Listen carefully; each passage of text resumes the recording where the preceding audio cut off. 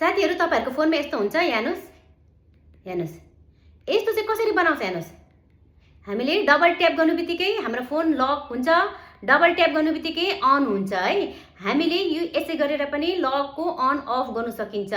हामीले यहाँबाट नि हामीले यसरी गरी बसिङ अन अफ गरी बसिङ भनेदेखि चाहिँ यो चाहिँ छिट्टो बिग्रिन सक्छ सो त्यो कारणले गर्दाखेरि चाहिँ यो बनाउनुको लागि चाहिँ कुन चाहिँ सेटिङबाट गर्छ तपाईहरुलाई म अलिकति देखाइरहेको छु आज तपाईहरुले यो भिडियो देखेर पनि डबल ट्याप गरेर पनि तपाईले पनि डबल ट्याप गर्न सक्छ है यो भिडियोद्वारा पनि सिक्नु सक्नुहुनेछ सो त्यसको लागि चाहिँ म के गर्छु भने यहाँनिर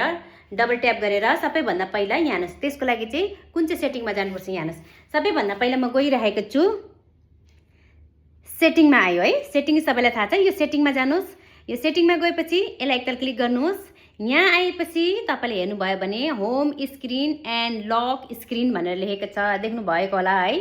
यहाँनिर मैले क्लिक गरिदिसकेपछि चाहिँ यहाँ हेर्नुस् होम स्क्रिन एन्ड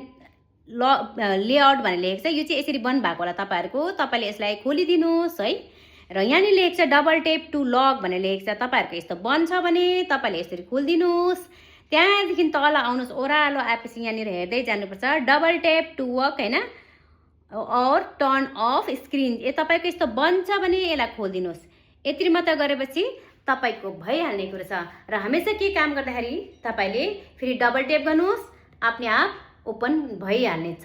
तपाईको यो घरिघरि ट्याप ट्याप ट्याप गरेर यतिकै गर्दाखेरि चाहिँ यो खराब हुनेको चान्सेस हुन्छ